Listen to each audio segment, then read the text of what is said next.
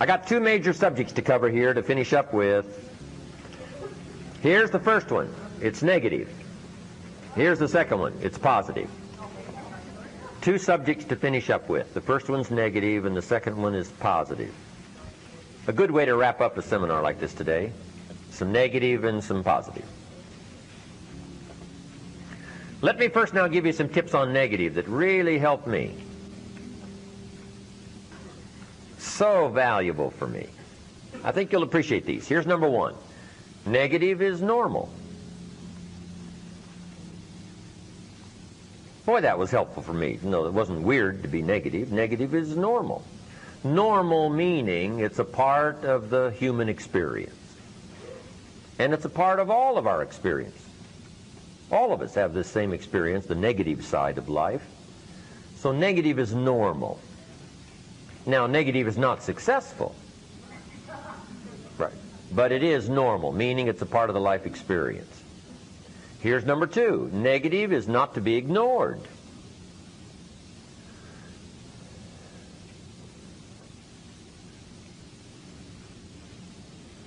Negative is very real. As soon as you've planted the garden, the busy bugs and the noxious weeds are out to take it all.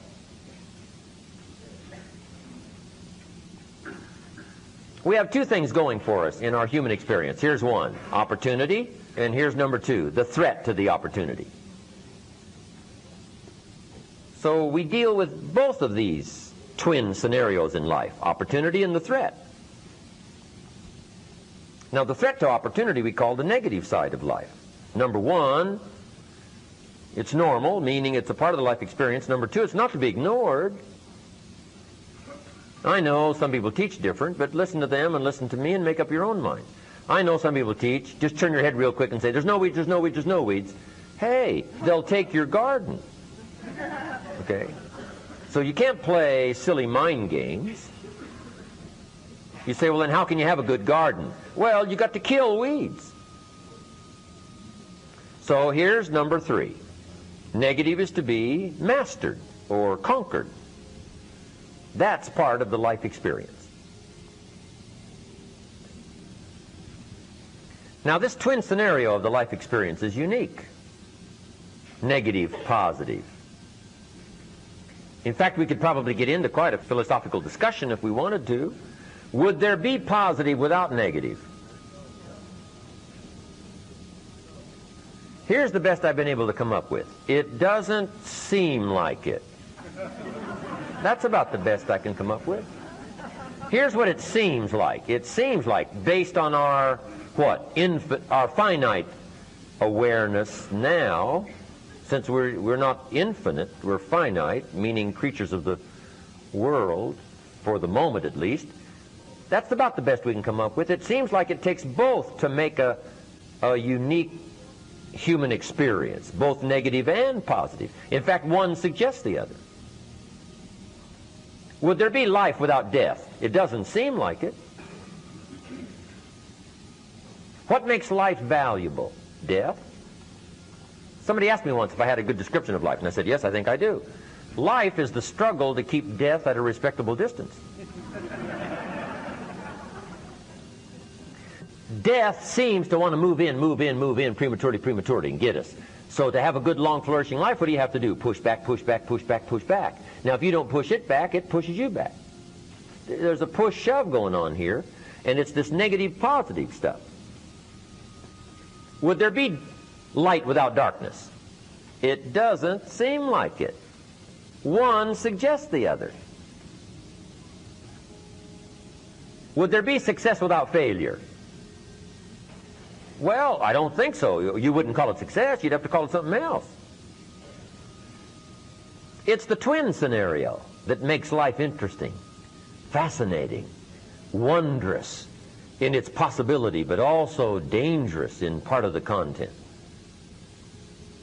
So this is the best I've been able to come up with. Negative is normal. It's not to be ignored, but it is to be conquered and mastered.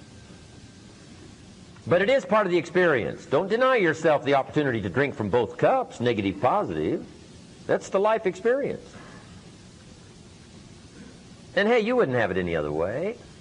What if you went to listen to a symphony orchestra one evening and the symphony orchestra only played little happy high notes all evening? Just little happy high notes all evening, little happy high notes. How much of that could you take? A whole evening of little happy high notes? No, that doesn't represent life. Don't you want to hear the crash of the cymbals? The music that'll scare you to death, describing the tragedy as well as the triumph? And the answer is yes, that's part of the life experience. Somebody says, well, I've been taught to be all positive. Well, you'll be some kind of freako then. We'll ship you off to la positive land. Right? That's not a life experience. Come on. What if the minister only prayed happy prayers every Sunday? How much of that could you take? Happy, happy every Sunday, happy, happy every Sunday, happy. No. No. Who's going to pray angry prayers? Who's going to pray frustrated prayers?